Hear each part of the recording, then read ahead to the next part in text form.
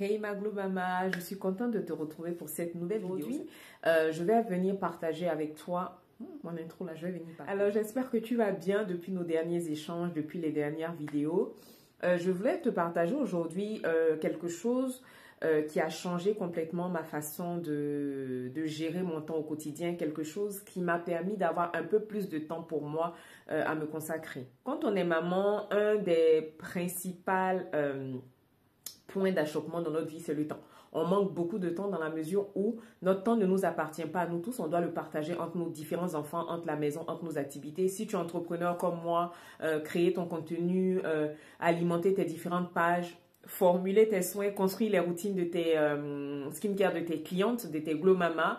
Et ensuite, à côté de ça, trouver du temps pour tes enfants et prendre du temps pour toi-même sur 24 heures dans la journée, c'est tout simplement pas possible humainement. Donc du coup, pour pouvoir trouver du temps à consacrer à ces différentes parties de notre vie, on a besoin tout simplement un minimum d'être organisé. Donc moi, je vais te parler en quelques points de la petite organisation que j'ai mise en place, histoire de pouvoir t'encourager si tu es une maman qui, comme moi, passe par ces difficultés-là tout simplement. Alors, en premier point, je t'invite à te déculpabiliser. La maternité parfaite, c'est dans les fables, ça n'existe pas. Il n'y a pas de mère parfaite, il n'y a pas d'organisation parfaite. Après, pour certaines personnes, être organisée, ça tient de limite de la pathologie. Elles ont besoin que tout soit carré. Si toi, de ton côté, tu n'arrives pas à le faire, je t'invite à déculpabiliser, ma soeur, dans la mesure où ta vie n'est pas celle des autres en fait. Les personnes que tu vois sur les réseaux qui ont une organisation carrée, c'est leur vie. Des fois, c'est le type de contenu qu'elles ont choisi. Donc, du coup, elles font tout pour que ce soit carré. Donc, si toi, de ton côté, tu as un peu plus de mal, je t'invite à déculpabiliser et surtout à ne pas te dire que parce que les autres font tant que je n'arrive pas à le faire, je baisse les bras. Non, tu te déculpabilises. Chacune de nous a ses réalités. Moi, je suis en train de te filmer là. Je viens de rentrer de course. C'est le seul moment où je peux filmer parce que mon frère est sorti avec les enfants pour aller faire les courses africaines pour le coup. Et j'ai pas encore tout rangé, mais je filme. C'est mon organisation, c'est comme ça. J'ai un petit moment dans ma journée. Si je ne filme pas maintenant, je ne pourrais pas le faire pour te produire cette vidéo qui me tenait à cœur. Ben, je le fais tout simplement. Donc, adapte-toi à ton rythme de vie et surtout, déculpabilise-toi parce que ta vie n'est pas celle des autres. En deux, je t'invite à investir dans un agenda ou un planeur et un cahier. Pourquoi est-ce que c'est bon d'investir dans ça? Dans la mesure où tu vas pouvoir détailler tes journées, tu vas pouvoir noter tout ce que tu as à faire. Je me suis rendu compte que depuis que je note, je suis quand même plus efficace. Je perds moins de temps. Je sais d'avance ce que j'ai envie de faire pendant la journée. Vous voyez là, par exemple, là derrière, je vais vous montrer parce que le cahier, il y a un côté pour mes notes. Vous voyez, une journée détaillée, par exemple, c'est ça. J'ai tout de noté. Je ne vais pas montrer ce que j'ai noté, mais je mets réveil, grand verre d'eau plus vitamines, prière, journaling, visualisation, petit déjeuner, avoine plus thé. En fait, j'essaie de détailler un maximum. Après, si toi, c'est pas dans ta pratique d'aller vraiment au détail, tu as ton agenda dans lequel tu vas pouvoir détailler sur la vue mensuelle comme ça ce que tu as fait pour le mois et en fait sur la vue journalière, voilà, chaque semaine tu as des jours où tu pourras noter les grands points clés de ta journée. Petite astuce aussi, c'est d'avoir des stabilos de différentes couleurs pour pouvoir noter les différents points. Par exemple, moi qui suis entrepreneur, qui suis maman à côté, qui ai d'autres choses à faire, par exemple, ce qui va concerner les enfants, je vais prendre peut-être le orange pour noter que sur cette plage-là, par exemple, je dois aller chercher Jarod à 16 h. J'ai par exemple la réunion de l'école d'Heidi à 19 h. Je note tout ça.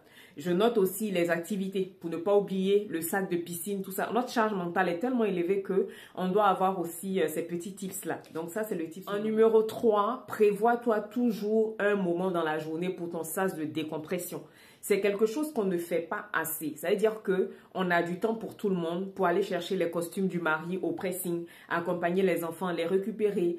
On fait tout pour les autres, mais nous, on se fait toujours passer en dernier. Tu notes noir sur blanc dans ton planning de la journée une plage horaire qui t'est destinée. Une plage horaire dans laquelle tu vas pouvoir profiter de toi-même, tu vas pouvoir te poser. Quand tu as des enfants à bas âge comme les miens, quand tu as une Anya qui est tout le temps collée à sa mère, c'est vrai que c'est un peu plus difficile d'avoir du temps pour toi. Mais même si c'est avec le bébé que tu dois passer 30 minutes étendu simplement dans ton lit, même si tu ne fais rien, si c'est pour lire, si c'est pour écouter de la musique, si c'est pour appeler une copine, mais prévois-toi du temps dans la journée. Le fait de te prévoir du temps dans la journée, ça te permet de décompresser, ça te permet de prendre du recul par rapport à tout ce que tu accumules comme charge mentale, comme travail dans ta journée. En 4, je vais te recommander de faire de ton mieux.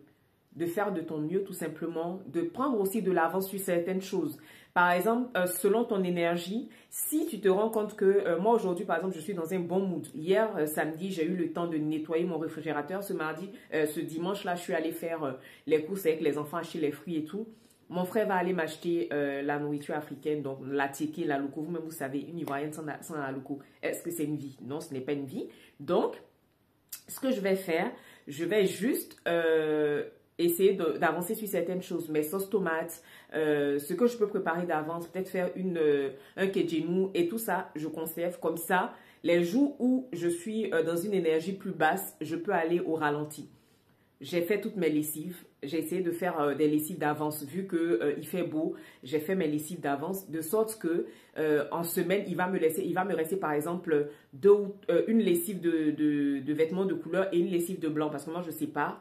Pareil pour le linge de maison, les draps, les torchons. Donc ce que vous pouvez faire d'avance, faites-le dans les moments où vous avez une énergie en haute on va dire, et les jours où vous avez une énergie basse, vous pouvez vous consacrer un peu plus à vous. Je sais pas si, voilà. Donc, comme tu as pu le voir, c'est pas des astuces de folie, c'est pas quelque chose d'extraordinaire, mais c'est des petites choses auxquelles tu ne penses peut-être pas en tant que maman de plusieurs enfants débordés, ou même en tant que femme seule. Hein. La charge mentale, c'est pas que pour les mamans, même si moi je m'adresse pour le coup aux mamans.